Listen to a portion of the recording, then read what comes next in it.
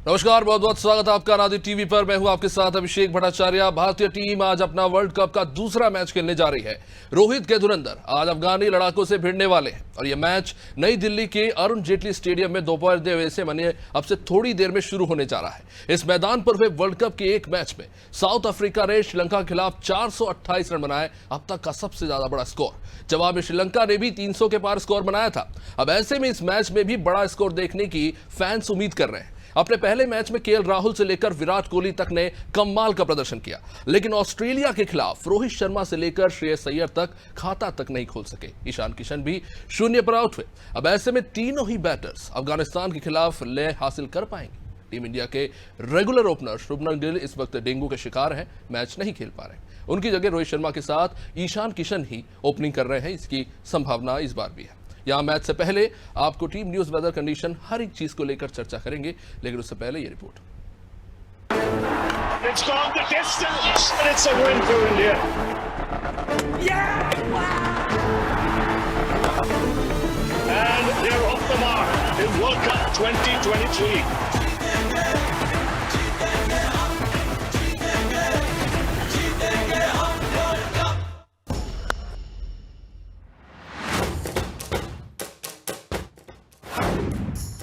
India का mission world cup, जीत के साथ वर्ल्ड कप का आगाज।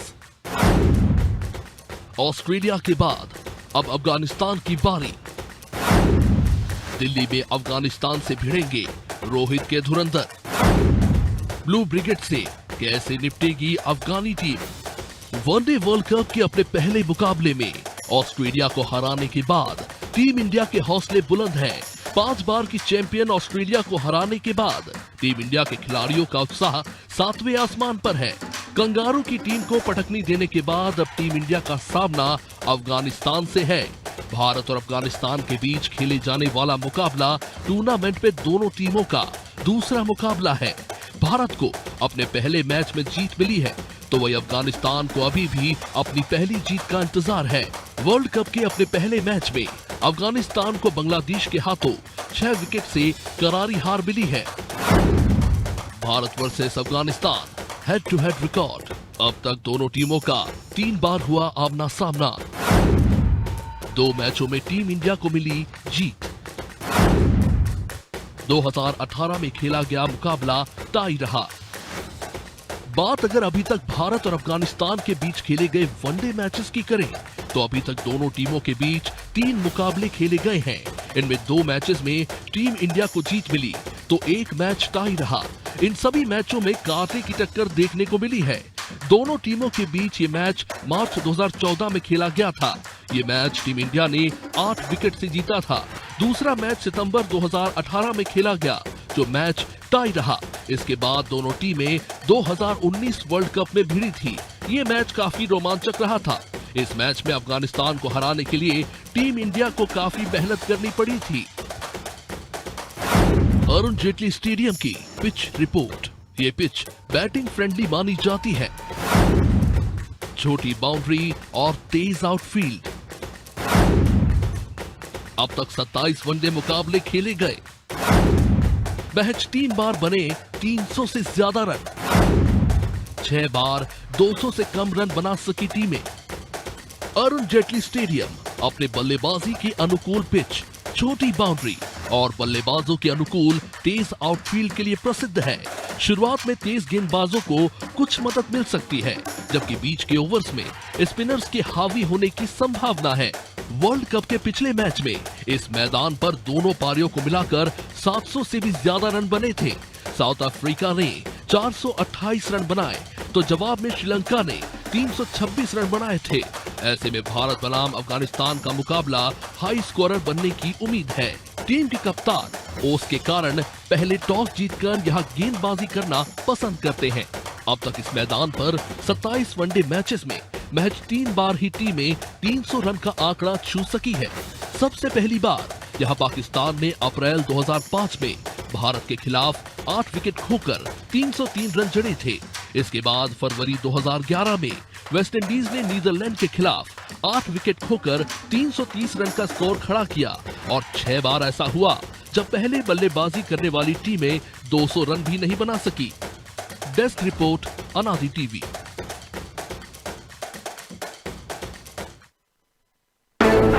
It's gone the distance, and it's a win for India.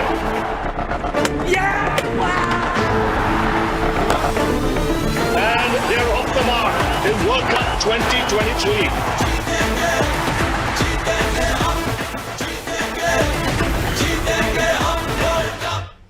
So big fight we're going to see today between India and Afghanistan और highly anticipated match ये होने जा रहा है। अफगानिस्तान के लिए काफी महत्वपूर्ण है क्योंकि पहला मैच वो हार चुके हैं और इस मैच में जाहिर तौर पर वो कुछ बेहतर करने की कोशिश करेंगे, लेकिन इंडिया के आगे अफगानिस्तान कितना टिक पाएगी ये हर एक के मन में जरूर है। इसी चर्चा को आगे बढ़ाएंगे। आज हमारे साथ मेहमान हमारे स्टूडियो से जुड़ रहे हैं मोहम्मद मुजीब, जो क्रिकेट प्लेयर है और सेलेक्टर है स्टेट डिवीजन के, साथ ही साथ हमारे साथ है मनोज वर्मा, पॉलिटिकल एडिटर है, क्रिकेट एंथुसियास्ट है, साथ ही साथ दिल्ली से हमारे साथ विनोद रस्तोगी जी अब से थोड़ी देर में जुड़ रहे हैं। तो सबसे पहले मोहम्मद जी मैं आप ही के पास आना चाहूंगा। आज का मैच काफी ज्यादा चर्चा हो रही है क्योंकि बड़ी मजेदार आंकड़े हैं। अगर देखा जाए अरुण जेटली पिच पे जो साउथ अफ्रीका का मैच हुआ, सबसे हाईएस्ट स्कोरिंग मैच है इस वर्ल्ड कप का भी और साउथ अफ्रीका के लिए अब तक का। और उसके अलावा अगर हम बात करें अफगानिस्तान की, तो इस वर्ल्ड कप में अफगानिस्तान वो इकलौती टीम है जिसने सबसे लोएस्ट स्कोर किया है। तो किस तरह से देख रहे हैं इस मैच को? देखिए, मैच वर्ल्ड कप का है और टीमें इंडिया तो बोलने का है सबसे फेवरेट है और वेदर कंडीशन है, हमारा होम ग्राउंड है और हर लिहाज से हम ऊपर हैं। और रही बात अफ़गानिस्तान की, तो cricket part of the game है, लेकिन एक चीज़ सामने भी दिखती है कि एक शिकार है, उस शिकार को करना है हमें। और रही बात, मैं समझता हूँ अगर टॉस जीतते हैं और इंडिया एक बड़ा स्कोर करती है तो बहुत प्रॉब्लम आने वाली है। फर्स्ट बैटिंग को लेकर बात करना चाहूंगा। अभी कुछ देर में टॉस होने वाला है, क्या स्ट्रैटेजी होगी? क्योंकि वर्ल्ड कप में पॉइंट्स के साथ साथ नेट रन रेट भी खासा इंपॉर्टेंट है और जाहिर तौर पर इस वक्त अगर हम देखें तो नेट रन रेट में सबसे आगे साउथ अफ्रीका चल रही है, पॉइंट्स टेबल में सबसे ऊपर न्यूजीलैंड चल रहा है और ऐसे में जाहिर तौर पर इंडिया का भी नेट रन रेट काफ़ी नीचे है, इंग्लैंड से ऊपर है, लेकिन 4 टीम्स में सबसे नीचे चल रहा है। तो क्या मान सकते हैं कि इंडिया की यही स्ट्रैटेजी होगी कि पहले बैटिंग ले, एक बड़ा स्कोर खड़ा करे और अफगानिस्तान को एक बड़े अंतर से हराए ताकि नेट रन रेट तेजी से ऊपर जाए? बिल्कुल, बेशक यही बात बिल्कुल परफेक्ट है, क्योंकि देखिए हमें अगर क्योंकि पॉइंट टेबल का खेल है और सारी टीमें, क्योंकि ये एक वर्ल्ड कप है और सारी टीमें इस ट्रॉफी के लिए जाएंगी और हमें ऊपर आने के लिए एक बड़ा स्कोर करके एक बड़े मार्जिन से इनको हरा के हम अपनी जगह ऊपर बना सकते हैं। क्या लगता है अफगानिस्तान की इस वक्त क्या स्ट्रैटेजी होगी? एक बड़ी दिलचस्प बात है अफगानिस्तान को लेके कि क्योंकि ज़्यादातर जो मैचेस होते हैं अफगानिस्तान के या तो यूएई में होते हैं या फिर इंडियन टर्म्स पे खेले जाते हैं। काफ़ी कम ऐसा होता है अगर बांग्लादेश या श्रीलंका के साथ सीरीज़ हो तो उनके देशों में मैच होते हैं। तो ऐसे में काफ़ी फेमिलियर है अफगानिस्तान के प्लेयर्स इंडियन पिचेस पे, तो क्या उसका बेनिफिट मिल सकता है अफगानिस्तान को इस मैच में? बिल्कुल मिल सकता है, क्योंकि देखिए इनके कई प्लेयर हमारे आईपीएल में खेल रहे हैं। राशिद खान के लिए तो एक तरह से देखा जाए कि होम ग्राउंड है ये, क्योंकि वो यहीं की कंडीशनों से बहुत वाकिफ़ है सारे प्लेयर, और ज़्यादातर इनके प्लेयर इंडिया में ही जुड़े रहते हैं और इनकी कंडीशन है। और मैं समझता हूँ कि अफ़गानिस्तान का जो स्पिनर अटैक है वो बहुत अच्छा है और हम इनको अंडर एस्टिमेट नहीं कर सकते, क्योंकि पार्ट ऑफ द गेम है, क्योंकि क्रिकेट में कुछ भी हो सकता है। क्योंकि इनकी बॉलिंग अटैक बहुत अच्छी है, हमको संभल के खेलना पड़ेगा। हमने ऑस्ट्रेलिया वाले मैच में देखा, हमने 3 विकेट अपने खो दिए। और तो बी केयरफुल होके हमें हर स्टेप को करना पड़ेगा। हम बेशक बहुत अच्छे हैं और हम एक प्रबल दावेदार हैं वर्ल्ड कप के, लेकिन हमको कोई भी स्पेस नहीं देना है जिससे हमारी कोई कमजोरी दिखे। मोहम्मद जी, क्या लगता है अरुण जेटली की जो पिच है उसको लेकर काफ़ी फ्लैट पिच है और इसमें ज़्यादातर बेनिफिट बैट्समैन को मिल रहा है, तो स्पिन बॉलिंग उतना इफेक्टिव साबित हो पाएगी अफगानिस्तान और इंडिया दोनों के लिए? देखिए, स्टार्टिंग में जो है पेस बॉलर को काफ़ी सपोर्ट मिलती है और जैसे जैसे मैच बढ़ेगा तो स्पिनर के लिए काफ़ी इफ़ेक्टिव होगी। और दूसरी बात ये है कि जो ये दिल्ली वाला ग्राउंड है इसकी बाउंड्री बहुत छोटी है, आउटफील्ड बहुत फास्ट है और एक स्कोरिंग वाले मैचेस यहाँ पे बहुत पॉसिबल है। चलिए इस वक्त की अपडेट आपको बता देते हैं। टॉस हो चुका है और जानकारी सामने आ रही कि अफगानिस्तान ने टॉस जीतकर पहले बल्लेबाजी करने का फैसला लिया है। अपडेट आपको बता रहे हैं अफगानिस्तान ने टॉस जीतकर बैटिंग का फैसला लिया। इंडिया यानी कि गेंदबाजी करेगी और अब देखना होगा कि टॉस जीतने का अफगानिस्तान कितना फायदा उठा पाती है। खास तौर से इस पिच पर काफी फ्लैट पिच है और बैटिंग फ्रेंडली मानी जाती है पिच। अरुण जेटली पिच पर पहली बैटिंग करने उतरेगी अफगानिस्तान टीम, तो क्या वो फाइटिंग स्कोर दे पाएगी, ये एक बड़ा सवाल है, खास तौर से जिस लय में भारतीय बल्लेबाज दिख रहे हैं। मनोज जी, मैं इसके लिए आपके पास आना चाहूंगा। लास्ट मैच जो रहा था ऑस्ट्रेलिया के खिलाफ, काफी कंफर्टेबल सब कुछ जा रहा था, लेकिन अचानक से हमने देखा कि जॉश हेजलवुड और मिचेल स्टार्क ने जिस तरह की बॉलिंग करी और 2 रन पे 3 विकेट हमारे गिर गए, तो क्या मान सकते कि वो एक क्षण था जहां पर जो गेंदबाज है ऑस्ट्रेलिया के वो हावी हो गए। लेकिन आज के मैच में ऐसा मान के चले कि इंडियन ओपनर्स शानदार खेल दिखाने वाले हैं, खासतौर से इस फ्लैट पिच पे। देखिए, उस मैच की भी अगर हम बात करें तो केवल राहुल ऐसे थे जो एक अच्छी बॉल पर आउट हुए थे। बाकी हमने अगर देखें कि दोनों बासी बल्लेबाज हैं, चाहे वो श्रेयस अय्यर हो, गुड शॉट खेलकर अपने विकेट गंवाए थे। और खासतौर जब एक बार ईशान आउट हो गए थे, रोहित आउट हो गए थे, तब श्रेयस अय्यर से उम्मीद थी कि वो संभल कर खेलेंगे, लेकिन उन्होंने ज़्यादा गेंद का इंतजार नहीं किया और हावी होने का प्रयास किया। और आप सोचिए कि अगर जब 25 के आसपास जब इंडिया का स्कोर था टोटल, और उस समय अगर कैच हो जाता विराट कोहली का, तो शायद ये मैच हम हार भी सकते थे, क्योंकि जो मौजूदा परिस्थितियाँ थी। तो अब जो पूरी तन्मयता से भारत को आज इसका मैच खेलना पड़ेगा। और जो आपने कहा कि स्पिन अटैक काफ़ी खतरनाक है, जो मुजीब भाई ने भी कहा है अफगानिस्तान का, और राशिद खान एक इकलौते ऐसे खिलाड़ी जो अपने दम पर मैच का रुख पलट देखते हैं। हमने आईपीएल में उनकी कई पारियां देखी हैं जिसमें वो एकदम विध्वंसक बल्लेबाज हैं, कि जैसे हमारे यहाँ इसका है सूर्य कुमार यादव, कम वो इसी स्टाइल में वो हिटर हैं, मैदान के चारों तरफ वो मारते हैं, स्पिनर बहुत अच्छी है और उनके 2-3 स्पिन बल्लेबाज बहुत अच्छे, गेंदबाज अच्छे हैं। और जो पिच की कंडीशन आपने बताई, तो दिल्ली में एक ड्यू फैक्टर भी बहुत महत्वपूर्ण साबित होता है, और शायद यही कारण है कि अफगानिस्तान ने पहले टॉस जीतकर बल्लेबाजी चुनी, क्योंकि जब ड्यू फैक्टर हावी रहता है, तब जो भारत के स्पिनरों ने कमाल किया था ऑस्ट्रेलिया के खिलाफ, तब गेंद गीली हो जाती है, उसके कारण ग्रिप बन नहीं पाती है और स्पिन गेंदबाजों को शायद उतना अच्छा फ़ायदा नहीं मिल पाता होगा। मुजीब जी, निश्चित रूप से। तो ये एक सवाल है। हमारे साथ दिल्ली से विनोद रस्तोगी भी जुड़ चुके हैं। विनोद जी, आज एक बड़ा मुकाबला देखने को मिल रहा है और जाहिर तौर पर वर्ल्ड कप का मुकाबला है इंडिया का, तो काफी ज्यादा एक्साइटमेंट है। क्या देख रहे हैं आप वहां पे?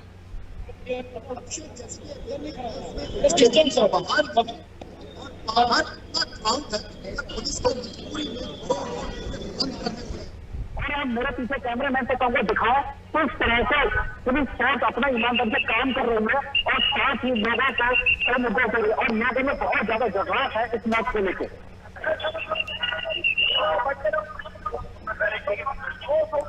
जी विनोद, इंडिया अफगानिस्तान का ये दूसरा मुकाबला है, इससे पहले ऑस्ट्रेलिया और इंडिया का मुकाबला हुआ था। आज एक बड़ा हाई स्कोरिंग मैच, जाहिर तौर पर फैंस उम्मीद कर रहे होंगे। किस तरह का क्राउड आप देख रहे हैं वहां पे, क्योंकि लास्ट मैच जो हमने देखा था वहां पर पूरा स्टेडियम फुल था। क्या अरुण जेटली स्टेडियम में भी वही हालात है? वही हालात है इसमें स्टेडियम में, और इसके बावजूद भी बाहर अभी भी क्राउड बहुत है। अगर मैं कुछ लोगों से आपकी बात कराऊं तो आप देखेंगे लोग किस तरह से इस मैच की तैयारी कर रहे हैं। मेरे साथ को आज हम मैच देखने आए, अंबाला हरियाणा। क्या नाम है आपका? मैं प्रदीप बोल रहा हूँ, अंबाला हरियाणा के स्टेट मैच देखने आया। आपके पास और कौन आया है? मेरा एक दोस्त है, उसी के पास आ रहा हूँ। तो मैच देखने आया, क्या इंडिया की टीम से क्या उम्मीद रखते हैं? बिल्कुल उम्मीद रखते हैं, अगर पहले बैटिंग आएगी तो 400 बनाएंगे, अगर पहले बॉलिंग आएगी तो 100 के अंदर अफगानिस्तान तो फिर तो और से नीचे आउट कर देंगे और बहुत आसानी से जीत जाएंगे। अभी तक आपने देखा जैसे ये अंबाला से आए थे मैच रखने, और इनका फर्स्ट कहना है कि अगर इंडिया पहले बैटिंग अफगानिस्तान कर रहा है तो 100 से ऑल आउट कर दिया जाएगा। निश्चित रूप से विनोद जी आपके पास लौटेंगे थोड़ी देर में। इस वक्त की अपडेट आपको बता देते हैं, इंडिया टीम का प्लेइंग 11 घोषित हो चुका है, और जैसा कि माना जा रहा था इस मैच में तो नहीं खेल पाएंगे शुभमन गिल। तो टीम प्लेइंग 11 कुछ इस प्रकार है, आपको बता दें ओपनिंग में कोई चेंजेस नहीं है। रोहित शर्मा कप्तान, ईशान किशन रहेंगे उनके साथ, और उसके बाद 3 नंबर पर विराट कोहली, श्रेयस अय्यर, के राहुल। तो बैटिंग प्लेयर्स में कोई चेंजेस नहीं किए गए हैं। इसके अलावा हार्दिक पांड्या, रविंद्र जडेजा, और उसके नीचे अगर बात करें स्पिन बॉलर्स में शार्दुल ठाकुर, कुलदीप यादव खेल रहे हैं, मोहम्मद सिराज और जसप्रीत बुमराह भारतीय टीम की प्लेइंग 11 है। तो इस वक्त की अपडेट आपको बता रहे हैं। तो माना जा रहा था कि इस मैच में ज्यादा चेंजेस देखने को नहीं मिलेंगे, तो जाहिर तौर पर मनोज जी मैं आपके पास आना चाहूंगा। तो जैसा कि माना जा रहा था कि इस मैच में शायद एक स्पिनर को हटा के पेस बॉलर को मौका दिया जा सकता है मनोज जी, तो क्या स्ट्रैटेजी देख रहे हैं आप इसके पीछे? शार्दुल ठाकुर को लाया गया है, तो जैसे मैंने कहा कि जो ड्यू फैक्टर है, तो दो स्पिनर हैं हमने देखा, कुलदीप चाहर है और रविंद्र जडेजा है। तो रविंद्र जडेजा और उसके साथ इसलिए मुझे लगता है कि एक खिलाड़ी उन्होंने ड्रॉप करके आर अश्विन को और इस पिच पर शार्दुल ठाकुर को लाया। इससे बल्लेबाजी में भी आपके पास गहराई मिलेगी और तेज़ गेंदबाजी में भी आपके पास ऑप्शन होगा, क्योंकि हार्दिक पांड्या हमने देखा था पिछले मैच में उन्होंने ज़्यादा ओवर किए नहीं थे और उनकी पहले 2 ओवर में अच्छे से कुटाई हुई थी। ये बात हो रही कि उन्होंने विकेट लेने में सफलता हासिल की थी। तो भारत यही चाहेगा कि जो उसके स्टार गेंदबाज हैं कि जसप्रीत बुमराह और मोहम्मद सिराज ये एक अच्छी शुरुआत दिलाएं, शुरुआती विकेट दिला दें।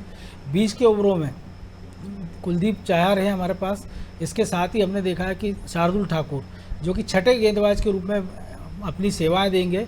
तो इसी तरह से हम देखा ड्यू फैक्टर को ध्यान में रखते हुए मुझे लगता है ये शायद एक बदलाव किया गया होगा और आने वाले दिनों में भी हम देखते हैं कि इस सब के चेंजेस मिलेंगे। लेकिन शुभमन गिल का भी आपने कहा था कि शुभमन गिल की अभी हालत ऐसी है नहीं कि वो खेल पाए, हो सकता है अगले 1-2 मैच ना भी खेल पाए और इसीलिए लेकिन उनकी जगह किसी नए बैकअप खिलाड़ी को लिया नहीं गया, क्योंकि आईसीसी की जो नए रूल्स हैं कि अगर आप एक बार किसी खिलाड़ी को ड्रॉप कर देते हैं, हटा देते हैं और दूसरी जगह कोई सब्स्टिट्यूट ले आते हैं नया, तो फिर उस खिलाड़ी को दोबारा से मौका नहीं मिलेगा। और यही कारण है कि अच्छे फॉर्म में चल रहे ईशान गिल के साथ अभी तक भारत कोई जोखिम लेना नहीं चाहता है, क्योंकि अभी वो मैच जीत रहे हैं और अगले 2 मैच भी हमारे एशियाई टीमों के साथ ही होना है। इसलिए उम्मीद की जा रही है कि भारत उम्मीद कर रहा होगा कि अगर ईशान किशन अच्छी शुरुआत दिलाते हैं तब, और अगर नहीं दिला पाते हैं तब भी वो कुलदीप को शुभमन को अगले वाले मैचों में खिलाना पसंद करेंगे। निश्चित रूप से हमारे साथ state cricket player Sumit Kumar भी जुड़ चुके हैं। सुमित जी आप तक आवाज पहुंच रही है? सुमित जी आज मैच होने जा रहा है और सबसे ज्यादा चर्चा हो रही है क्योंकि अफगानिस्तान का एक स्ट्रांग पॉइंट है स्पिन बॉलिंग, लेकिन बड़ा दिलचस्प मामला कि हम ये मानते हैं कि जिस टीम के पास अच्छे स्पिन बॉलर्स होते हैं उनके बैट्समैन भी स्पिन को काफी अच्छे से खेल सकते हैं। लेकिन पिछला मैच जो हमने देखा तो अफगानिस्तान का पूरा स्टार्टिंग ओपनिंग ऑर्डर जो था वो बांग्लादेश के शाकिब उल हसन और मेहदी हसन की बॉलिंग के आगे बिखरता चला गया, सिर्फ 2 ही प्लेयर टिक पाए। तो क्या कारण आप देख रहे हैं इसके पीछे? सबसे पहले सर मैं बताना चाहूंगा कि जैसे आपने बताया कि ये स्पिनर्स इनकी टीम में अच्छे, तो डेफिनेटली ऐसा मतलब as such rules we can't say कि उनकी टीम के बैट्समैन भी स्पिनर्स बहुत अच्छा खेलते होंगे। हाँ, लेकिन ये क्या अच्छे एरियाज पे बॉलिंग करना मोस्ट इंपॉर्टेंट रहता है। जितने अच्छे एरियाज पे आप बॉलिंग करेंगे, उन्होंने कुछ नहीं किया था, अच्छे एरियाज पे अच्छे लेंथ पे आके हिट कर रहे थे बॉल को और डेफिनेटली उनको रिवॉर्ड मिला था उसका। तो आज जिस तरीके से लास्ट मैच अपना भी हुआ, फास्ट बॉलर पे बहुत अच्छा स्टार्ट किया, जसप्रीत बुमराह को शुरू में ही विकेट मिल गया था, ऐसे ही आज भी अपन सोचेंगे कि स्टार्ट का, क्योंकि ये दोनों बॉलर जो अभी बॉलिंग कर रहे हैं काफी अच्छे, मतलब फास्ट बॉलिंग का सबसे बड़ा फैक्टर रहता है कि एक अच्छे डिसिप्लिन में बॉलिंग करना, तो जो कि ये दोनों बॉलर अभी कर रहे हैं और ऐसे ही आज भी चाहेंगे अपन करवाना। सुमित जी क्या लग रहा है आज एक हाई स्कोरिंग मैच देखने को मिलेगा या कुछ फर्क देखने को मिलेगा? अफगानिस्तान और इंडिया का मैच आमतौर पे मानते हैं कि भारत हावी होगी, लेकिन कई बार हमने ऐसा भी देखा कि मैच काफी रोमांचक हो जाता है। डेफिनेटली, मतलब ये टीम एक अफगानिस्तान टीम एक ऐसी टीम है जिनको कि अपन अंडर कंट्रोल नहीं रख सकते, अंडरडॉग्स नहीं कह सकते। ये एक ऐसी टीम है जो वर्ल्ड कप में कभी भी कुछ भी कर सकती है, तो काफी अच्छा हेड टू हेड मुकाबला रहेगा। लेकिन अपन देखें पिछले मुकाबले जिस तरीके के इंडिया और उनके रहे, मतलब अफगानिस्तान के रहे, तो डेफिनेटली इंडिया का पॉइंट ऑफ व्यू बहुत ऊपर रहा है। तो जिस तरीके से हेड टू हेड में इंडिया जैसे 3 मैचेस अपन खेले उनसे और अपन बहुत ऊपर रहे, तो डेफिनेटली आज भी उसी टाइप का रिजल्ट देखने को मिलेगा। और जिस तरीके की आपने बात करी कि ये दिल्ली का जो विकेट है काफी फ्लैट विकेट रहता है और इधर काफी रन अच्छे बनते हैं, तो डेफिनेटली आज भी हाई स्कोरिंग मतलब मैच जाने की संभावना जी। मुजीबुद्दीन जी किस तरह से देख रहे हैं आज क्या रणनीति होगी भारत की, खासतौर से बॉलिंग को लेके? अब क्योंकि अफगानिस्तान ने टॉस जीत के बैटिंग का फैसला लिया है, इंडिया अब बॉलिंग से किस तरह से एफर्ट डालना चाहेगी? क्या पेस बॉलर्स के साथ काफी पहले स्पिनर्स को उतार दिया जाएगा या फिर बॉल पुरानी करने का वेट किया जाएगा? किस तरह से देख रहे हैं? नहीं, बॉलिंग हमारा बॉलिंग अटैक बहुत अच्छा है और हमें स्टार्टिंग में ब्रेक थ्रो की ज़रूरत रहेगी। और आपके सिराज और बुमराह डेफिनेटली बहुत अच्छे बॉलर हैं और स्टार्टिंग में सिराज का तो शुरू से रहा है कि ब्रेक थ्रू हमें दिलाते हैं वो, और मैं समझता हूं कि जैसा बॉलिंग होता है वैसे ही होगा, क्योंकि स्पिनर्स को डालने की ज़रूरत नहीं पड़ेगी, क्योंकि जो विकेट है वो स्टार्टिंग में पेस बॉलर को मदद करेगा। निश्चित रूप से। मनोज जी इंडिया इस वक्त विश्व की नंबर 1 टीम है जिसके आगे अफगानिस्तान खेलेगी, लेकिन अफगानिस्तान की कई ऐसे वीकनेसेस हैं जिनमें सुधार करने की जरूरत है अगर भारत पे हावी होने की कोशिश करे तो। क्योंकि पिछला मैच जो था वो अफगानिस्तान के हाथ से इसलिए भी फिसल गया कि शुरुआती समय में काफ़ी सारे विकेट जो कैचेस थे अफगानिस्तान के फील्डर से छोड़ दी, काफ़ी इसी कैचेस थे जिसके चलते काफ़ी आलोचना भी। अगर वो 2 से 3 कैच पकड़ लेते तो शायद वो बांग्लादेश पे हावी हो सकते थे। तो क्या लगता है कि अगर इस पर सुधार करें तो अफगानिस्तान बेहतर कर सकती है इस मैच में? देखिए, क्रिकेट एक ऐसा खेल है अभिषेक जिसमें एक ओवर या एक गेंद पर पूरे मैच का रुख पलट जाता है। हम पाकिस्तान के मैच की बात करें श्रीलंका के, आप देखिए वर्ल्ड क्लास उनके पेसर्स, उनका अटैक पाकिस्तान का, लेकिन श्रीलंका के बल्लेबाज जो कि एशिया कप में भारत के सामने 50 रन पर ढेर हुए थे और उन्होंने 350 के आसपास 345 रन स्कोर किया। और एक समय तो लग रहा था अगर मिडिल ओवर में ठीक ठाक बल्लेबाजी करते अगर 30 से 50 ओवर के बीच में तो शायद वो स्कोर 380 भी जा सकता था। शुरुआती उन्होंने 2 विकेट गिरा दिए थे, लेकिन बीच के ओवर में वो उस मोमेंटम को कायम नहीं रख पाए, विकेट नहीं हासिल कर पाए, जिसका नतीजा रहा है कि पाकिस्तान 6 विकेट से जीत गया। कमोबेश यही स्थिति आप देखिए कि वेस्ट इंडीज जैसी वर्ल्ड चैंपियन टीम इस वर्ल्ड कप से बाहर है और अगर अफगानिस्तान खेल रही है तो आप किसी टीम को हल्के में नहीं ले सकते, क्योंकि बाय लक अफगानिस्तान ने यहाँ तक की जर्नी पूरी नहीं की है, वो अपनी मेहनत से यहाँ तक पहुँचे। तो किसी भी हम टीम को आप वर्ल्ड कप में अंडर एस्टिमेट नहीं कर सकते हैं, क्योंकि एक वर्ल्ड कप हमको भी याद होगा दर्शकों को, बांग्लादेश के कारण हमको बाहर हो जाना पड़ा था। कई सारे हमने मैच देखे हैं ऐसे कि जीतते मैच, पिछले मैच बार हमने देखा था कि जो T20 के मुकाबले में एक समय लग रहा था कि बांग्लादेश हमको आसानी से पटक देगा, लेकिन बारिश के बाद जब लिटन दास को हमने रन आउट किया और पूरे मैच का रुख पलट गया था। तो क्रिकेट एक ऐसा खेल है जिसमें एक ओवर पूरे खेल का मोमेंटम बदल देता है कि किसी भी टीम का पलड़ा भारी हो सकता है। इसमें भी हमने देखा, ऑस्ट्रेलिया वाले मैच में भी आप देखिए कि शुरुआत के 2-3 ओवर में ही ऑस्ट्रेलिया का पलड़ा भारी हो गया था, लेकिन इसके बाद कितने सावधानीपूर्वक दोनों ने टेस्ट स्टाइल में बल्लेबाजी की, गेंद का इंतजार किया, क्योंकि स्क्वायर जो उनको रिक्वायर रन रेट था वो बहुत ज़्यादा नहीं था, 4 के औसत से 50 ओवर में उनको रन बनाना था टीम इंडिया को। लेकिन अगर यही स्कोर 250, 250, 300 होता तो शायद मैच का रुख को छोड़ सकता था। तो ये जो हम आप बात करें कि कौन सा खिलाड़ी कब किस दिन परफॉर्म कर जाए, वो आप क्रिकेट में कह नहीं सकते हैं। जी मनोज जी, एक और चीज़ इसको लेकर सबसे ज़्यादा बात हो रही वो है जो 11 प्लेयर्स का स्क्वाड है उसको लेकर, कि जैसा कि हम देख रहे हैं कि मैच के हिसाब से प्लेयर्स को खिलाया जा रहा है। हालांकि डेंगू के चलते शुभमन गिल नहीं खेल रहे, इसलिए ईशान किशन को खिलाया जा रहा है। लेकिन क्या लगता है रोहित शर्मा और राहुल द्रविड़ क्या 15 प्लेयर्स के साथ स्ट्रैटेजी लेके चल रहे हैं, एक लॉन्ग टर्म स्ट्रैटेजी, जबकि हम सिर्फ 11 प्लेयर्स को कंसीडर कर रहे हैं? देखिए, वो तो हर टीम के साथ होता है, क्योंकि आप जोखिम नहीं ले सकते कि कोई आपका मैच विनिंग खिलाड़ी अचानक से मान लीजिए चोटिल हो जाए या उसको हैमस्ट्रिंग में खिंचाव आ जाए या कोई और दूसरा कारण हो जाए। क्योंकि अभी जो वेदर कंडीशन हम देख रहे हैं हिंदुस्तान में, वो बहुत तेज़ उमस पड़ रही, बहुत तेज़ गर्मी है, 35-36 डिग्री। दिल्ली की हम बात करें तो दिन का टेम्परेचर 35-36 डिग्री है, और दोपहर में जब मैच होते हैं तो पूरा स्टेमिना के साथ आपको खेलना पड़ता है। और ख़ास तौर से जब आप तेज़ गेंदबाज है और अगर लगातार आपको अगर 5-5 ओवर डलवाना पड़ते हैं तो आप ये जोखिम नहीं ले सकते हैं। तो यही रणनीति दूसरी टीमों की भी होती है, क्योंकि हमने देखा कल के मैच में भी कि श्रीलंका के बल्लेबाजों के साथ हमने देखने को मिला था कि एक थकान सी उन पर हावी दिखी थी, और यही कारण है कि एक लंबा टोटल वो नहीं कर पाए थे। हमने ऑस्ट्रेलिया के मैच में देखा था, हमने इंग्लैंड न्यूजीलैंड के मैच में देखा था कि उनके खिलाड़ियों की क्या हालात हो रही थी। तो कुल मिलाकर जोखिम इस, और दूसरा आपके पास जब बेंच स्ट्रेंथ है तो आप अगर अफगानिस्तान के खिलाफ प्रयोग नहीं करेंगे, अगर आप बांग्लादेश के खिलाफ प्रयोग नहीं करेंगे, तो आप क्या पाकिस्तान के खिलाफ करेंगे? नहीं कर सकते हैं। आप क्या ऑस्ट्रेलिया के खिलाफ करेंगे? नहीं कर सकते हैं। आप इंग्लैंड के खिलाफ करेंगे, जो कि टेस्ट में भी बेजवाल की नई शैली में वो खेल रहे हैं, कि आप देखिए कि टेस्ट हो या T20 या वनडे, वो तीनों में आप फ़र्क नहीं कर सकते कि जर्सी को उनके देख के कलर देखकर कि ये टीम वनडे खेल रही है, T20 खेल रही है या टेस्ट खेल रही है। तो इनके सामने आप कोई ऐसा जोखिम नहीं ले सकते हैं। और दूसरी बात है कि जो आपके हिटर्स हैं, मान लीजिए सूर्य कुमार यादव हैं, वो लगातार वनडे में उनका इतना अच्छा परफॉर्म रहा नहीं है। और दूसरा, जब आपके पास मैच विजेता खिलाड़ी हैं कि श्रेयस अय्यर अच्छा कर रहे हैं, KL राहुल को लेकर कई सारे सवाल उठे, लेकिन टीम मैनेजमेंट ने उन पर भरोसा दिखाया, सही समय पे श्रेयस अय्यर फॉर्म में आ गए हैं। ईशान किशन ने लगातार अच्छी बल्लेबाजी की, लेकिन अगर एशिया कप की बात करें या पिछले मैच को छोड़ दिया जाए या उसके पहले हमने देखा कि राहुल का बल्ला अच्छे चल रहा है, रोहित शर्मा लगातार अच्छा खेल रहे हैं, हमने देखा एशिया कप की बात कर लें या अभी के मैचों की।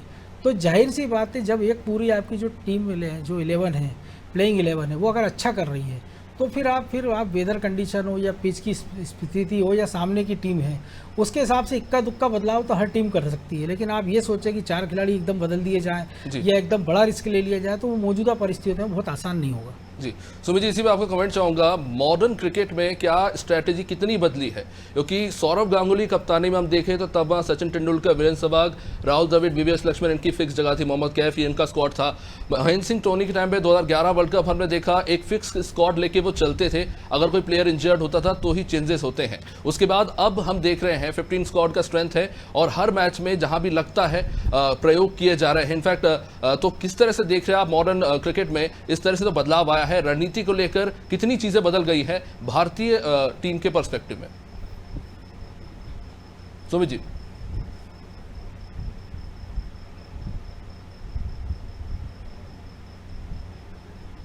चलिए, लगता है कुछ तकनीकी समस्या है। मुजीबुद्दीन जी, इसी पे आपसे जवाब चाहूंगा, क्योंकि अब से अभी भी हम अगर देखें तो Mahendra Singh Dhoni even Chennai super Kings के लिए भी यही स्ट्रैटेजी फॉलो करते हैं कि 11 प्लेयर लेके उतरते हैं, अगर कोई इंजर्ड हुआ या कुछ हुआ तो ही चेंजेस होते हैं, नहीं तो कोई चेंजेस नहीं किया जाता है। लेकिन अब हम देख रहे हैं कि जो बेंच स्ट्रेंथ है काफ़ी अच्छी है, लेकिन जहां भी ज़रूरत पड़ती है टीम इंडिया अपने प्लेयर्स को उपयोग करती है। तो कितना बदलाव हुआ है स्ट्रेटेजी में, उसके पीछे क्या कारण देख रहे हैं? नहीं, स्ट्रेटेजी का तो ये है कि मैं ये बोलूँगा कि जिस तरीके से महेंद्र सिंह धोनी या सौरव गांगुली या अभी प्रेजेंट में रोहित शर्मा, तो इसमें स्ट्रेटेजी कुछ नहीं है। अगर कंटिन्यू परफॉर्मेंस आ रहा है तो टीम वही बनी रहेगी, टीम चेंज करने की आवश्यकता ही नहीं है। इतना बड़ा टूर्नामेंट आप खेल रहे हो, किसी भी फॉर्मेट में किसी भी कप्तान के उसके अंदर, या मॉडर्न क्रिकेट ले लीजिए या पीछे आप चले जाइए, परफॉर्मेंस जब तक प्लेयर दे रहा है वो कंसिस्टेंट होकर कोई भी प्लेयर परफॉर्मेंस नहीं दे सकता। क्रिकेट में every day is not Sunday, के कल आपने 200 बनाए हैं तो आज भी आप 100 बनाओगे, तो प्लेयर कोई भी प्लेयर कंसिस्टेंट होकर तो परफॉर्मेंस नहीं देता।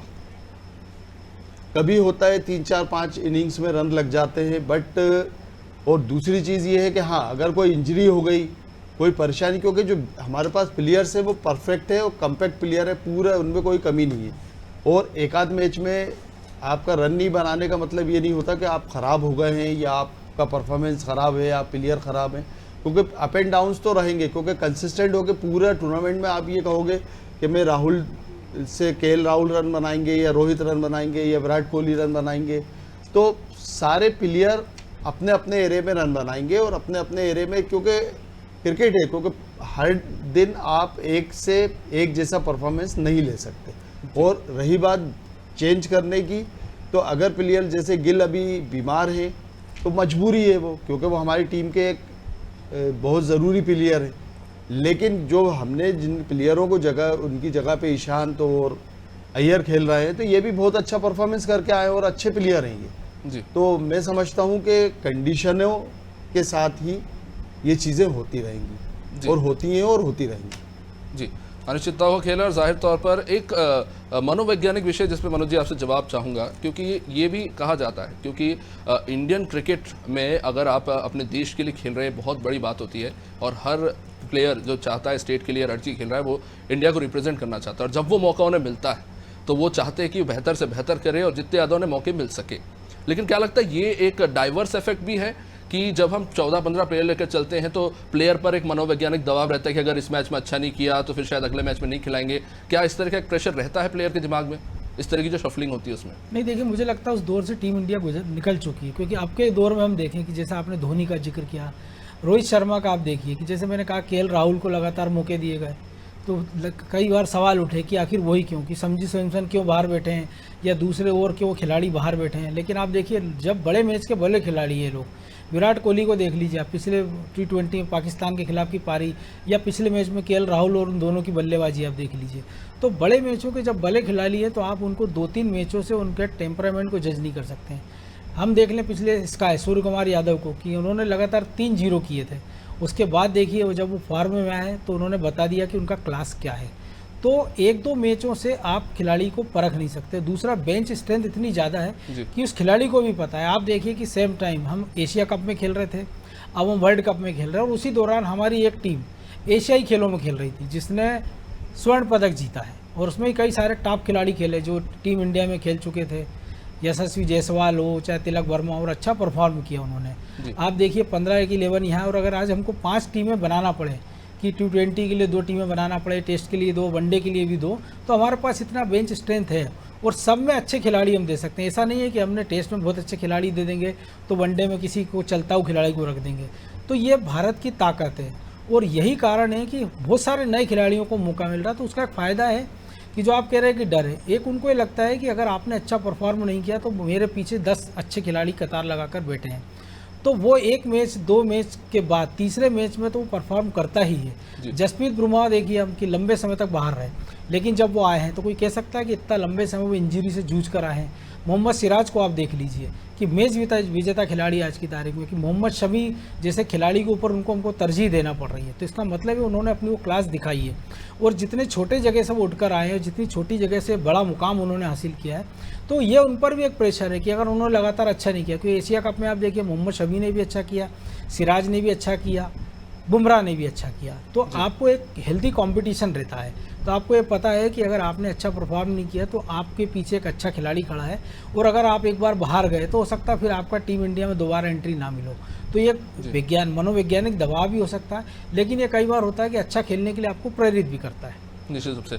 चलिए हमारे सहयोगी दिल्ली से विनोद रस्तोगी, जिन्होंने आज फैन से बातचीत की अरुण जेटली स्टेडियम में, आइए सुनवाते हैं क्या कुछ बातचीत हुई। टीम के बाहर जहां आज इंडिया अफगानिस्तान का मैच है और मैच की दीवानगी आप देख रहे हैं, इतना क्राउड हो है और लोगों में इतना क्रेज है कि लोग आए हैं और काफी समय से इस मैच का इंतजार कर रहे थे। हमारे साथ 11 साल के अर्थ हैं। क्या नाम है आपका? अथर्व। अथर्व, कहाँ से आए हैं आप? मैं गुड़गांव से आया हूँ। गुड़गांव से आए हैं। आज इंडिया अफगानिस्तान का मैच है, आपके साथ में और कौन आया है? मेरे पापा है बस। पापा आए हैं। आप कौन सी क्लास में पढ़ते हैं? मैं 6th क्लास में पढ़ते हो। अर्थात आज आपकी क्लास का भी मिस हुआ होगा, कैसे? हाँ हुआ था, और आज एक कंपटीशन भी था तो ज्यादा इम्पोर्टेंट नहीं थी, सिर्फ 4 पीरियड थे, उसमें भी एक गेम्स था, तो यानी मैच इंपॉर्टेंट रहा आज। हाँ। आज आपके फेवरेट प्लेयर कौन है? हार्दिक पांड्या। हार्दिक पांड्या से आपका सामना होगा, कैसा महसूस होगा? अच्छा लगेगा, उनको देखूंगा, इंस्पायर होऊंगा उनसे। इंडिया की टीम से क्या उम्मीदें रखते हैं? अगर पहले बैटिंग करती है तो 400, पहले बॉलिंग करती है तो अफगानिस्तान को 200 ऑल आउट। जी हाँ, ये अर्थव थे जिन्होंने पहले ही बता दिया इंडिया की जीत निश्चित है। क्या नाम है आपका? मेरा नाम है धर्मपाल। धर्मपाल, कहाँ से आए हैं आप? मैं आया हूँ आजादपुर से। आजादपुर से मैच देखने आए हैं? जी हाँ, मैच देखने आया हूँ। तो आज इंडिया अफगानिस्तान का मैच है। हाँ जी। क्या कहना चाहेंगे? मैं यही कहना चाहूंगा कि इंडिया मैच जीते और आज विराट कोहली का शतक आए और हार्दिक पांड्या का आज बर्थडे, उसका भी शतक आए, और आज राशिद खान भी विकेट ले, मेरा फेवरेट प्लेयर है। आपके फेवरेट प्लेयर राशिद खान है और वो भी विकेट लेंगे? हाँ जी। अगर हम बात करें इंडिया अगर पहले खेलती है तो कितने रन बनने चाहिए? इंडिया पहले खेलती है तो आज रिकॉर्ड बनेगा, 500 रन टूटेंगे। ये फ्लैट पिच है, अफगानिस्तान की वीक टीम है और 500 रन बनेंगे आज। ये थे हरपाल, जिन्होंने बहुत ही कुशलता से बताया इंडिया की जीत निश्चित है। जी हाँ, आप देख रहे हैं मेरे पिच, मैं कैमरामैन से कहूंगा दिखाएं किस तरह से लोगों में क्रेज है और लोग बहुत दूर दूर से इंडिया अफगानिस्तान का मैच देखने आए हैं, और जहां पे बहुतों ने टी शर्ट भी पहन रखी, किसी ने विराट कोहली, किसी ने हार्दिक पांड्या, सबकी टी शर्ट पे कोई ना कोई नाम लिखा है। कैमरा पर्सन महेश शर्मा के साथ विनोद रस्तोगी, अदानी टीवी, दिल्ली। चलिए अब से कुछ ही देर में मैच शुरू होने जा रहा है। अब समय इजाजत नहीं देता, लेकिन जाते जाते आपसे पूछना चाहूंगा मुजीबुद्दीन जी, मनोज जी, क्या स्कोर रहेगा आज का? वैसे 500 रन तो नहीं रहेगा स्कोर, पर क्या लगता है अंदाजन कितना स्कोर बनेगा अफगानिस्तान का? 200, 250। मनोज जी? बिल्कुल, लगभग मुझे भी यही उम्मीद है कि 250 से अंदर ही स्कोर इस मैच में हो पाएगा। चलिए ठीक है, बहुत बहुत शुक्रिया आप सभी मेहमानों का इस चर्चा में जुड़ने के लिए। अब से कुछ ही मिनटों में क्रिकेट का ये महासंग्राम मैच शुरू होने जा रहा है। इंडिया वर्सेस अफगानिस्तान, एक हाई स्कोरिंग मैच की उम्मीद की जा रही है। देखना होगा कि भारतीय गेंदबाज कितना हावी होते हैं और अफगानिस्तान की जो कमजोरी है मिडिल ऑर्डर के बैट्समैन, क्या वो इस बार कुछ बेहतर कर दिखाते हैं? अफगानिस्तान का ओपनिंग ऑर्डर कितना स्कोर करता है, इस पर कहीं ना कहीं निर्भर करेगा कि आज के मैच का अफगानिस्तान का क्या स्कोर होता है। आप देखते रहिए अनादि टीवी। नमस्कार। It's gone the distance, and it's a win for India. Yeah! And they're off the mark in World Cup 2023.